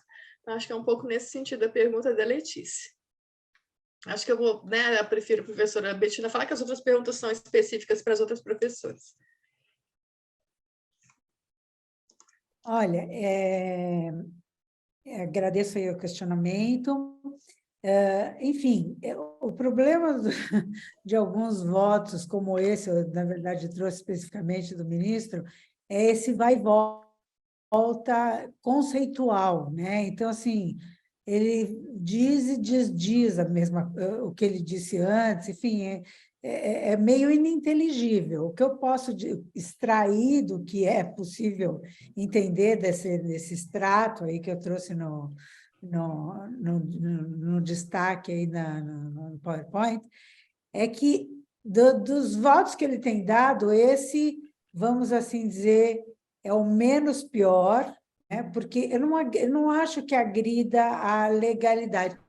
E, na verdade, eu acho que o que está em discussão aqui não é uma questão de legalidade, embora o STJ esteja enfrentando o tema, a questão para mim é mesmo de constitucionalidade, por isso que o STF veio a examinar essa questão e dar a última palavra. Porque, como a gente observou, o STJ vinha dando a sua posição sobre esse tema. É aquela situação de sempre, né? Alguns temas se sujeitam podem se sujeitar tanto à definição pelo Superior Tribunal de Justiça, como pelo Supremo Tribunal Federal. Por ser uma matéria legal, ela não deixa de ser constitucional, né? Então, olha, tem um exemplo aí que aconteceu na terça-feira, Estava até conversando com a Tatiane, porque eu estava conversando com ela indo para o aeroporto, enfim, também uma situação, assim como a DC 49, nessa questão das bonificações que foi definida pelo STJ na terça-feira, da não incidência do PIS e da COFINS sobre essas bonificações no varejo, que são descontos, né? São descontos comerciais. Só para explicar e vocês entenderem, as empresas varejistas compram em volume coisas da indústria, né? Da indústria. E a indústria dá desconto na venda desses produtos em troca de entrega direto no distribuidor e não nas lojas. Eu vou dar 2 geladeiras a mais se você comprar 100. São descontos que o fisco acha que são receitas e que, na verdade, são despesas, né? Então, demorou para se entender isso. Por que eu estou falando nisso? Porque esse tema, a gente chegou com ele no STJ, e, por exemplo, no meu processo, a ministra Suete falou: a matéria é constitucional. E não conheceu do recurso, a gente fez o agravo interno e foi segurando a bola ali até o Supremo dizer: olha, a matéria não é constitucional. Então, o STJ falava que é constitucional, o STF falava que não é constitucional. E os escritórios unidos, alguém vai ter que apreciar isso. Esse tema da taxatividade é similar. O tema é legal, lógico. A gente está falando da lei complementar e da taxatividade da lista de serviços. Mas eu mostrei para vocês no slide que ele é muito constitucional, que a questão toda é se esse definir significa alguma coisa. O que significa o definir?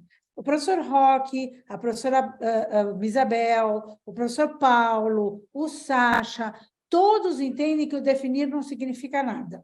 Tá? Que, em nome do princípio da autonomia municipal, os municípios podem tributar todo e qualquer serviço, ou seja, serviços de qualquer natureza. Eu reconheço que existe o princípio da autonomia municipal, né? No entanto, o que aconteceu? O Constituinte estabeleceu uma exceção, na minha visão, ao princípio da autonomia municipal, quando ele disse definir. Esse definir, para mim, como eu falei, é mais do que conceituar. Ele quis dizer alguma coisa, não é possível que ele não quis dizer nada. Então, quando ele disse definir, ele disse que era taxativo e estabeleceu uma exceção a um princípio. Há várias exceções a princípios na Constituição. Se a gente for lá nas limitações ao poder tributário, vai encontrar exceções à anterioridade, à retroatividade, nos tributos extrafiscais, às vezes a própria legalidade. Então, essa é uma outra exceção a esses princípios. O que eu penso é diferente de todos esses grandes mestres, mas eu penso isso desde 88, escrevi e continuo acreditando nisso. Então, por que eu acho que não é... Bom, o voto da ministra Rosa, a tese fixada, eu acho péssima. Né? Mas, enfim, até porque ela é ininteligível. O que ela quis dizer quando ela mudou a expressão congêneres? O melhor de todos é o do Gilmar. O do Alexandre de Moraes ficou no meio termo ali. Ele fala que tem que ser taxativo. É bom. Mas aí ele parece que fala que tem que ser extensível aos serviços congêneres. Então, eu acho até que por uma questão nós ouvimos 2 brilhantes palestras sobre justiça fiscal, por uma questão de justiça fiscal, a gente pode reconhecer a taxatividade só em relação ao gênero, não em relação às espécies, porque isso é tributação, nós vamos tributar aqueles que manifestam capacidade contributiva. A exemplo da professora, a doutora Luciana, também revelo aqui, enfim, a minha satisfação de ter composto a banca dela de titularidade, enfim, como ela registrou. O meu foco na vida é a justiça social através da justiça fiscal. São 35 anos de estudo sobre esse tema. E eu estava louca para falar lá na Câmara sobre isso. Eu cheguei, vocês acreditem no que eu fiz, quando eu quero um negócio, eu cheguei. A Tati vai quebrar a amizade dela comigo a partir de hoje. A minha filha falava: mãe, Você é doida? Eu falava, eu vou fazer isso. O Dallagnol foi meu aluno. Eu mandei uma mensagem, eu falei, eu preciso falar sobre justiça fiscal. Esse é o momento da reforma tributária, de se alterar o sistema para que a gente possa fazer uma justiça social através da justiça fiscal. E nada melhor do que observar a capacidade contributiva. O problema é que a capacidade contributiva é, na dicção do professor Paulo de Barros, um princípio-valor. É um princípio... Por que eu consegui estudar 35 anos a capacidade contributiva? Porque ele tem uma abertura filosófica. Eu parei de estudar direito tributário há 10 anos atrás e comecei a estudar filosofia, para poder entender o que é justiça, o que é justo para o Brasil. Eu estava no Mosquete, ali depois eu falei, peraí, a Itália tem uma sociedade mais justa do que a nossa. O que é justo para o Brasil? Justo para o Brasil é muito que o judiciário observe a capacidade contributiva. E aí, nesse sentido, quem sabe eu esteja em parte errada quando eu defendo a taxatividade, tá? Eu acho que tem que ser taxativo em relação, então, em relação ao gênero e não em relação às espécies. O Alexandre de Moraes ficou nesse intervalo. Então, eu acho que ele é um voto que não observa nem a legalidade, nem a constitucionalidade, nenhum deles, exceto o Gilmar Mendes, né? Enfim, se não ficou claro, eu coloquei meus endereços de internet, aí, todos, das redes sociais, para vocês me questionarem. Obrigada, professora. É isso que eu ia falar. Eu vi que a professora Betina colocou aqui os contatos dela na rede social, se demais professoras quiserem também, né, para manter o contato, fiquem à vontade também. Aí também a Letícia fez uma questão, eu vou passar para a professora Luciana, sobre a tributação como ferramenta de transformação social. Eu percebo que muitos cidadãos carregam um sentimento de, entre aspas, não há o que fazer, diante do Estado instituir políticas prejudiciais. Então, diante desse sentimento de muitos cidadãos, qual mensagem poderia ser dita a essas pessoas? Vamos lá, professora Luciana. Letícia, muito obrigada pela sua pergunta, muito pertinente. E aí eu retomo, né, aquela fala de que a desigualdade é uma escolha política, tá? Sendo uma escolha política, não é uma escolha do Estado.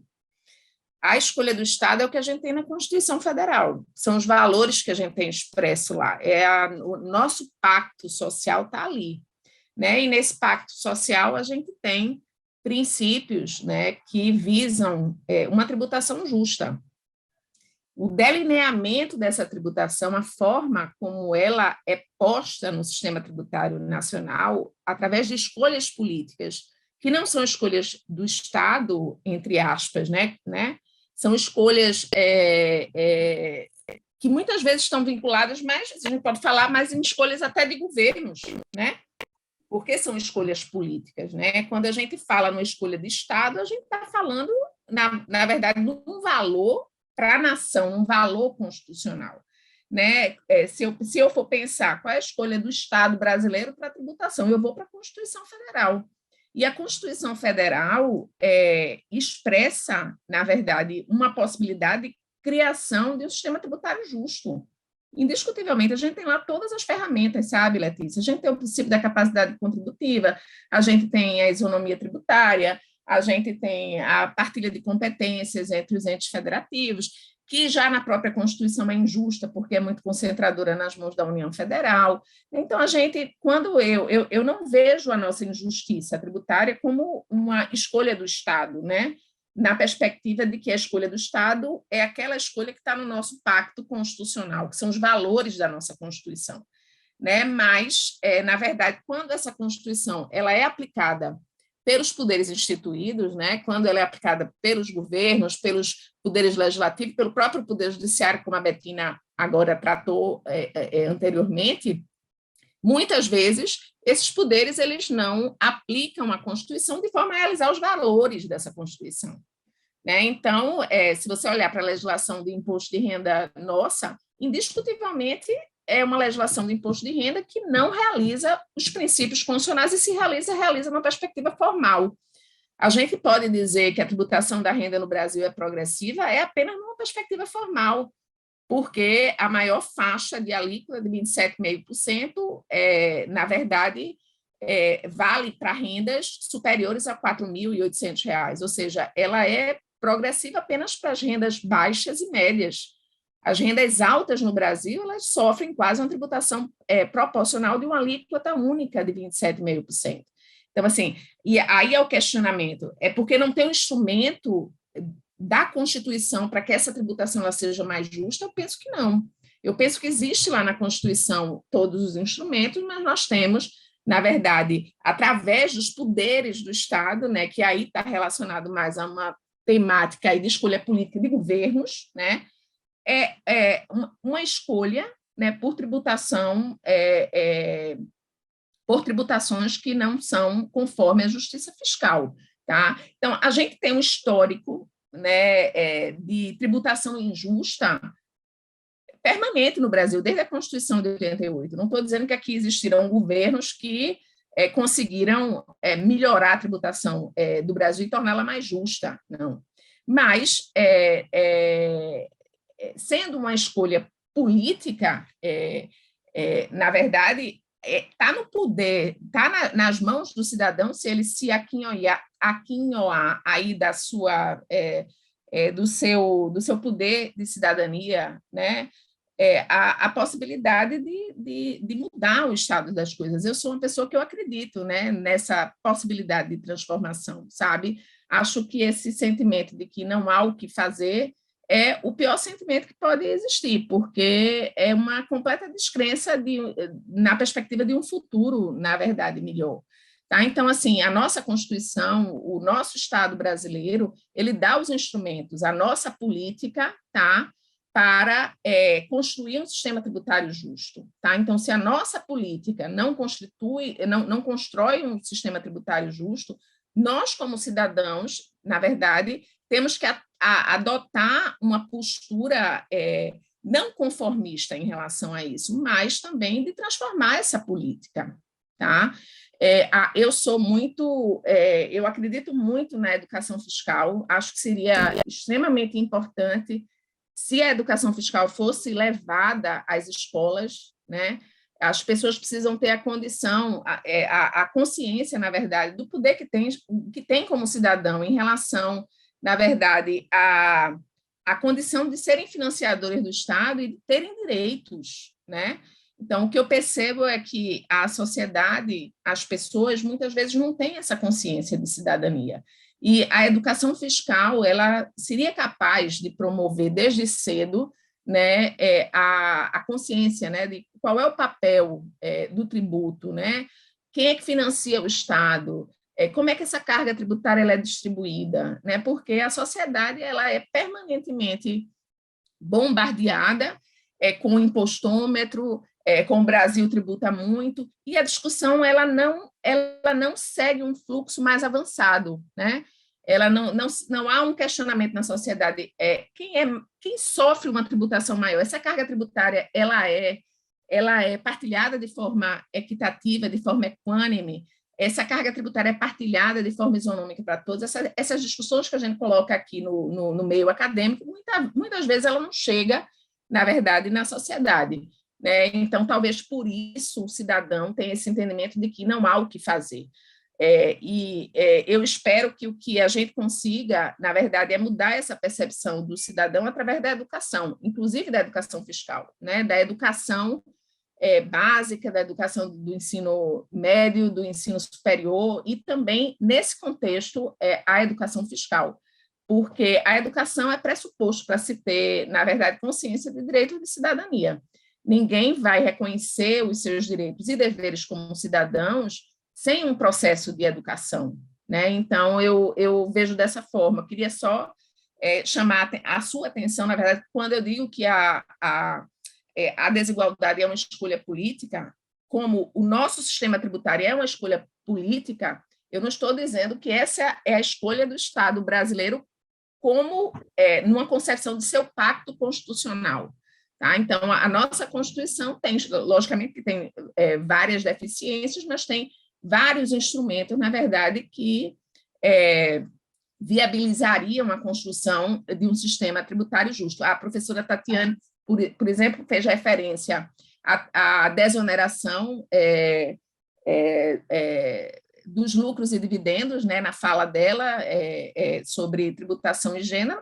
Essa desoneração de lucros e dividendos é por lei ordinária. Então, desde a década de 90, já tem mais de 30 anos, que reconhecidamente é uma tributação, na verdade, que não realiza a exposição de motivos, né, o que ela se propõe, né? Há mais de 3 décadas que ela não realiza. Isso é um problema da Constituição? Não é um problema da Constituição, é um problema, na verdade, de uma aplicação da Constituição Federal por poderes instituídos que não visam a realização dos valores da Constituição.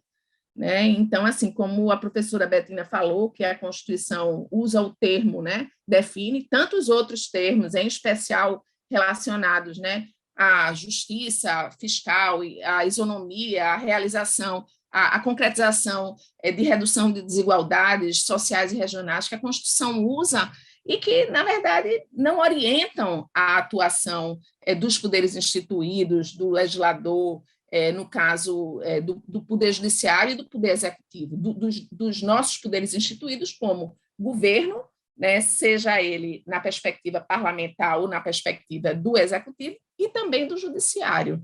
Né? Então, assim, eu faria só essa correção na sua pergunta, tá? Mas acho que o caminho principal para tirar do cidadão esse conformismo e colocar ele como senhor, na verdade, do seu destino e do destino do seu país, é a gente lutar cada vez mais por uma educação de qualidade, né? Uma educação pública de qualidade, acessível para todos, e transformadora das pessoas, gerando uma consciência, na verdade, de direito de cidadania e de dever também de cidadania. Ok, obrigada, professora. A gente teve intensa participação da Letícia essa semana, do Paulo também, tem vários comentários aqui no chat. Eu queria fazer uma pergunta para a professora Tatiana, aproveitando aí que me sobrou essa oportunidade. E, na verdade, eu queria pedir para ela falar um pouco mais sobre a reforma tributária do consumo, né? E essa pauta de gênero e raça nessa atual reforma tributária, né? Eu fico a pensar o que a gente pode pleitear em termos de norma constitucional, porque a seletividade no âmbito infraconstitucional ela é possível, é uma ferramenta que está aí, só não é utilizável nessa demanda desse atravessamento de gênero e de raça. E aí, como, né, poder trazer... E aí, também já me posicionando que, ainda assim, eu acho que deveria ter algo na Constituição para poder dar esse marco, né? Eu acho que tem algumas ferramentas, e a Constituição ela é uma grande ferramenta simbólica. Então, como trazer essa pauta da gente pensar a seletividade, que é algo que já é presente, muito embora tenha um questionamento que eu, sei lá, talvez eu veja que possa ser vago sobre ser princípio ou não ser princípio. O fato é que ela existe. E como, de alguma forma, poder maximizar, otimizar essas ferramentas que já estão na Constituição em prol de uma agenda de gênero. Obrigada, Daniela. Então, olha só, no que se refere ao debate sobre a reforma, eu acho que a gente pode fazer de 2 formas, né? Ou a gente olha para os projetos que estão aí, né, estão sendo discutidos e analisa em que medida eles atendem a essa pauta da justiça tributária, ou a gente olha de uma outra perspectiva, pensando em mudanças que seriam ideais também para atender essa agenda. Olhando a partir dessa última perspectiva, eu me alinho aqui com a professora Luciana, no sentido de que o nosso texto constitucional, tal qual ele está desenhado, ele tem todos os instrumentos necessários para a realização da justiça tributária. E, da minha perspectiva, ele prevê um sistema tributário com potencial distributivo bastante significativo, porque a gente tem o princípio da capacidade contributiva, tributação de doações e heranças, tributação de grandes fortunas, né? Isso previsto abstratamente no texto da Constituição. Tributação progressiva da renda, princípio da seletividade, né, à luz da essencialidade dos bens. Então, abstratamente, né, de uma perspectiva formal, até o nosso sistema tributário é ótimo. O problema está na operacionalização. Então, pensando numa reforma tributária, digamos, ideal, né, que olhe para essas questões de justiça, nós precisaríamos ter uma intensificação da tributação da propriedade, porque a gente tem margem para isso, ainda que diversos países, historicamente, a propriedade ou o patrimônio não sejam largamente tributados, a gente tem espaço para isso no nosso ordenamento, a gente tem pouca tributação de herança, pouca tributação de doação, a gente teria margem para aumentar essa tributação, daria até, porque inclusive quando a gente olha para o ITCMD, por exemplo, de diversos estados, há estados em que a gente poderia cogitar de uma regressividade do ITCMD, nem progressividade, que foi algo reconhecido mais recentemente pelo Supremo, porque, na verdade, ele não tem sequer nenhum nível de isenção, né? Então, a pessoa que recebe 50 mil de herança, ela vai ser tributada, eventualmente com uma alíquota que não é progressiva, porque não foram todos os estados que implementaram a progressividade, e essa mesma alíquota vai ser aplicada a uma grande herança. E mais, né, a gente, tirando o fato de a gente ter essas possibilidades de holding imobiliárias, que justamente visam fugir da tributação na sucessão. Então, a gente teria como trabalhar, isso sem falar de outras coisas mais óbvias, como tributação de aeronaves, embarcações, isso nem chegar no imposto sobre grandes fortunas, que é muito controvertido. Então, a gente precisa aumentar a tributação da propriedade. Além disso, aumentar a tributação da renda e fazer com que o imposto de renda seja efetivamente progressivo. O imposto de renda hoje ele é regressivo na prática, o imposto de renda das pessoas físicas.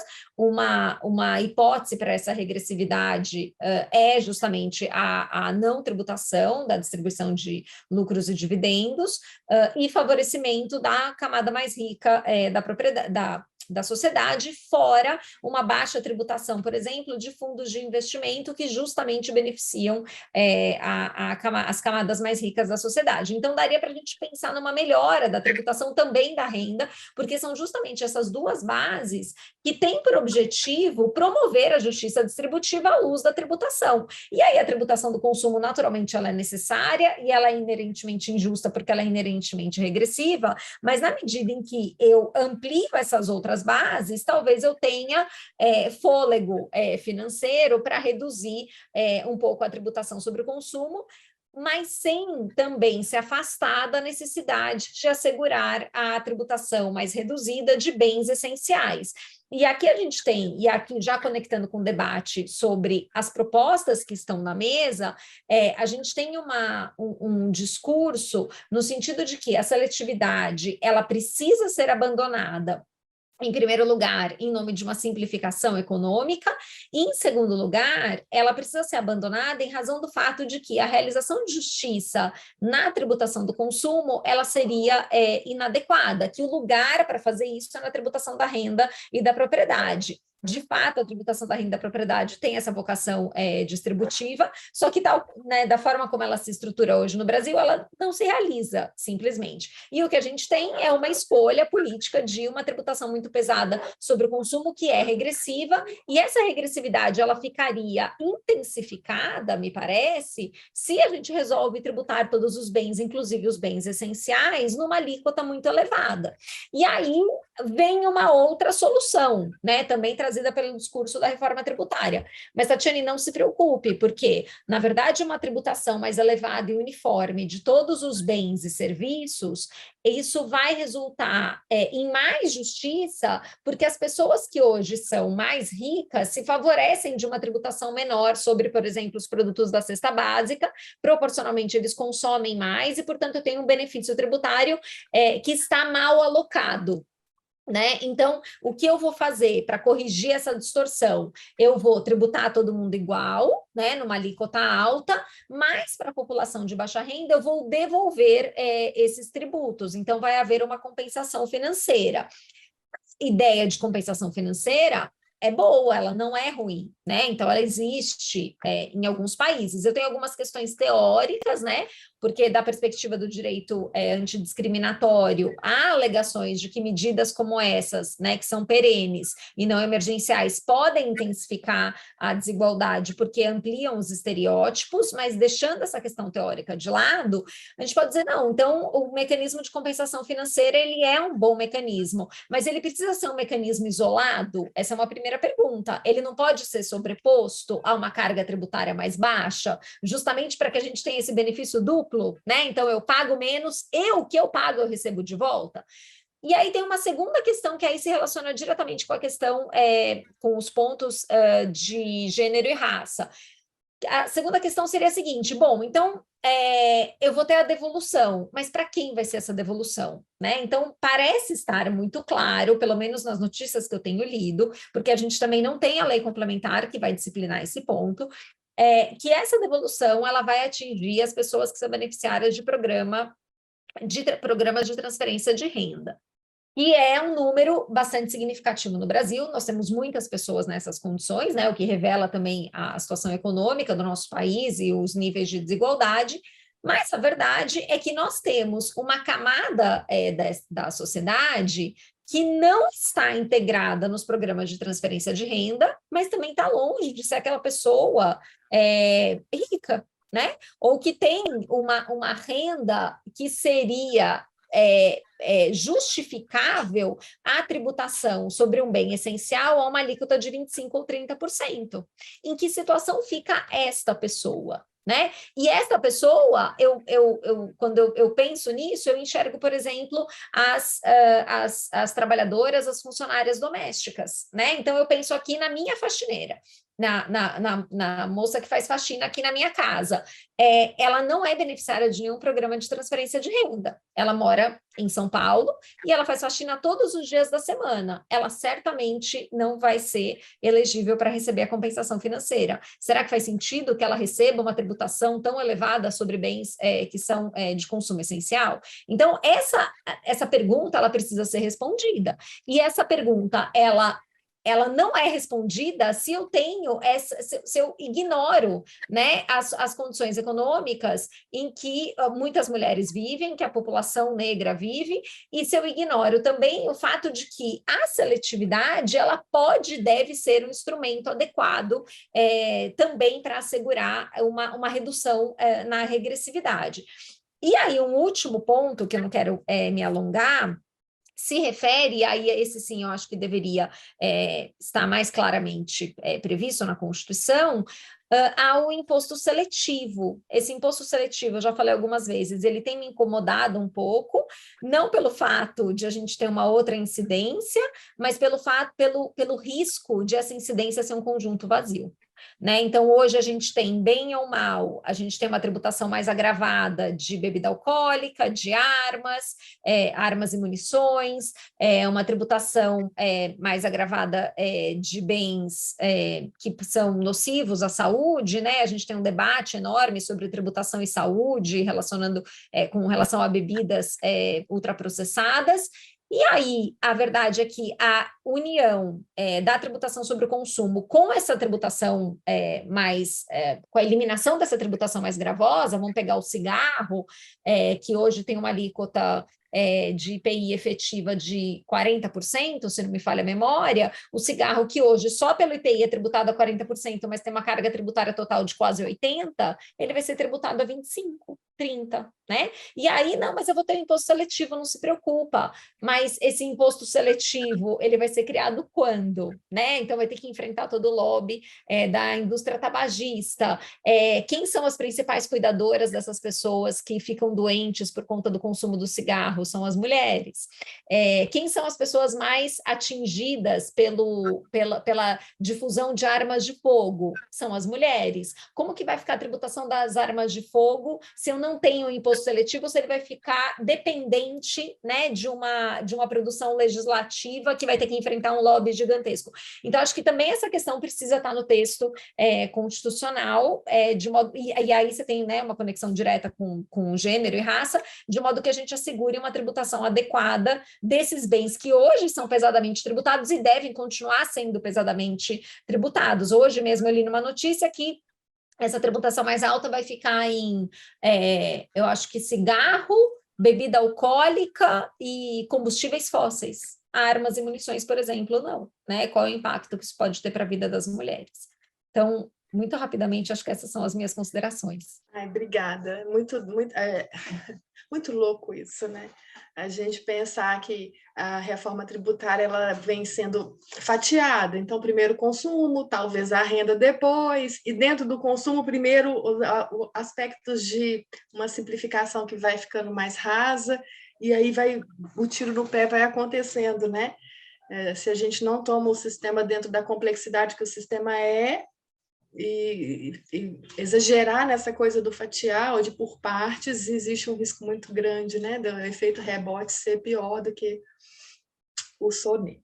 Obrigada, professora Tatiane, obrigada a todas, né, em virtude do avançar da hora, a gente precisa encerrar, mas agradecendo mais uma vez a participação, a disponibilidade de tempo, de trabalho, o preparo de estar aqui, né, a coisa da jornada múltipla que nos acompanha e estarmos aqui deveras sobrecarregado em comparação com o gênero masculino. Então, para nós é muito mais difícil estarmos aqui. Muitas de nós não puderam estar aqui hoje justamente porque é o horário da janta das crianças. Então, isso nos compõe, né? Então, agradeço muito por essa doação de tempo, de trabalho, de preparo, de todas as palestrantes, não só dessa noite, mas como a gente está encerrando também o seminário dessa semana, de todas as 16, 15, porque eu também estava, as 15 palestrantes que vieram a compor conosco esse seminário